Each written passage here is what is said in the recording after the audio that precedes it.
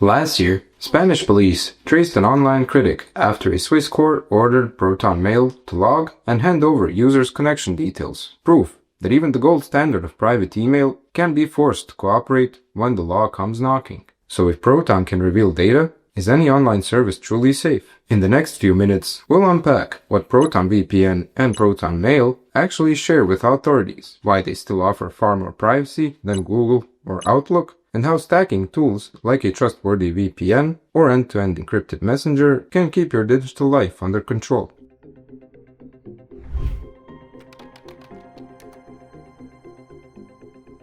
Proton was born in 2014 when a small group of CERN scientists, frustrated by the data-hungry status quo, decided privacy should be the default, not an upgrade. Today, the Swiss-based company is majority owned by the non-profit Proton Foundation and headquartered just outside Geneva, giving it both a mission-driven character and the protection of Switzerland's strict privacy laws. What started as Proton Mail has grown into a full encrypted ecosystem. Proton VPN, launched in 2017, Proton Drive, Proton Calendar, Proton Pass, and even an alias service, Simple Login, all accessible with a single account. The common thread is end-to-end encryption, open source clients, and a business model funded by the user's subscriptions instead of ads. For our focus in this video, Proton VPN inherits those principles, operating from privacy-friendly jurisdictions and publicly committing to a strict no-logs policy. Yet, even a company architected for privacy can be compelled to cooperate with the law. So the real test of trust is what happens when the court orders arrive.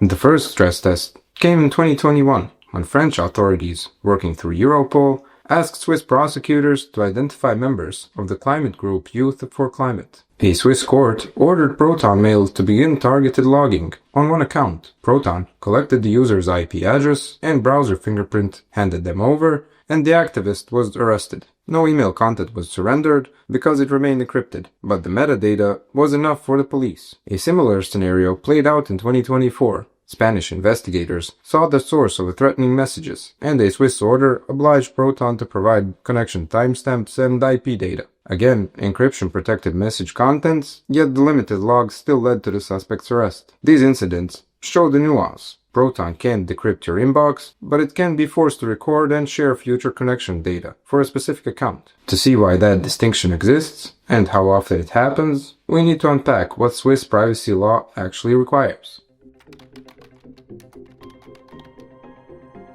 Swiss privacy law is the lens that explains why Proton sometimes hands over some data, yet still claims a strict no-log stance. Under Article 271 of the Swiss Criminal Code, Proton may disclose information only when a Swiss judge signs off. Foreign police must route their request through Swiss authorities first. Because Proton Mail and Proton VPN are classified as email and internet services, not a telecom carrier, the 2020 Federal Administrative Court ruled that they're exempt from the blanket data retention rules that phone and ISP firms face. That ruling means Proton isn't obliged to keep IP logs or build dragnet backdoors, but Swiss judges can still issue a targeted order, collect the next login IP for account X. When this happens, Proton must begin short-term logging for that single account and hand over whatever metadata the order specifies, never the encrypted messages content, which Proton cannot read.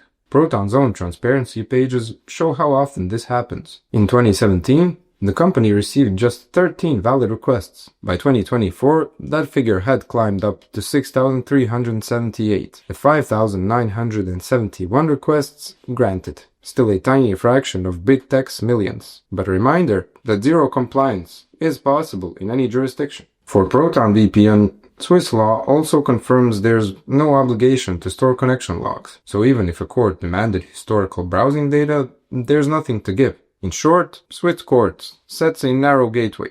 Proton can't decrypt your inbox, but it can be told to capture future connection details for a specific user, and it publishes every such request. Understanding that legal framework sets the stage for our next question. Just how solid is Proton VPN's no-logs promise in practice?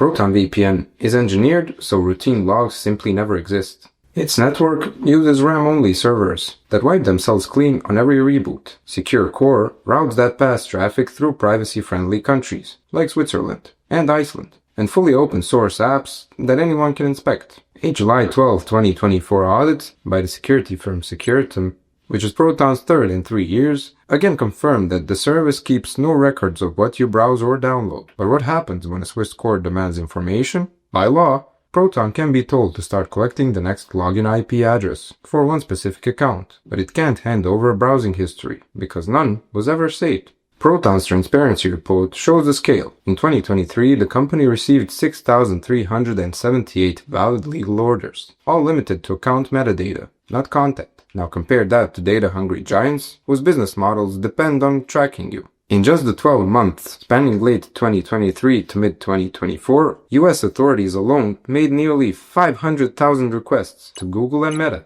dwarfing everything Switzerland asked of Proton. Because those platforms already store mountains of user data. To power ads, complying is as easy as flipping a switch. Proton, designed around minimal data, can hand over only a small amount, even under a court order. Bottom line, the less information a service stores, the less it can reveal. Proton VPN keeps that record close to zero, while big tech keeps it by design. Knowing that gap is the first step in building a privacy toolkit that truly protects you.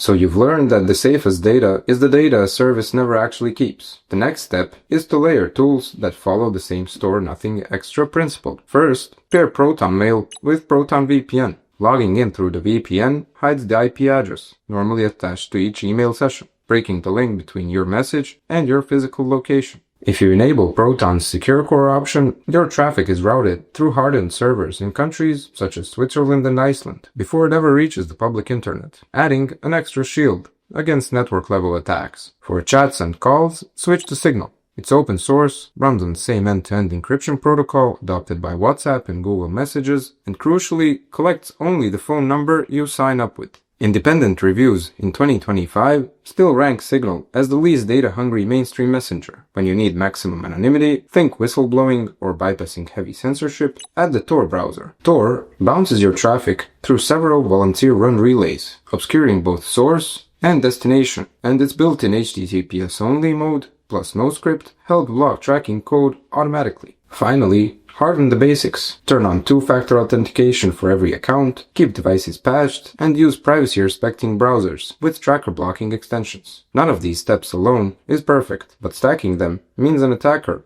or legal request has to pierce multiple independent layers before they learn anything meaningful about you. Proton's record is clear, thanks to design choices like RAM-only servers, open-source code, and a business model that doesn't rely on ads. It surrenders far less data than big tech when the law comes to calling. Still, any company, with Proton included, must obey a valid Swiss court order, which means the only truly safe data is the data that was never stored in the first place. If you want that kind of protection, start by encrypting your inbox with Proton Mail and shielding your connection with Proton VPN. We've placed our special Proton link in the video description, so you can try their free tier or upgrade to the full privacy suite and support the channel at the same time. Remember, privacy isn't a one-click setting, it's a habit. Layer your tools, stay curious about how each service handles your data, and keep pushing for stronger privacy laws wherever you live. If you found this breakdown helpful, make sure to like, subscribe, and share this video with someone who cares about keeping their digital life private. Stay safe.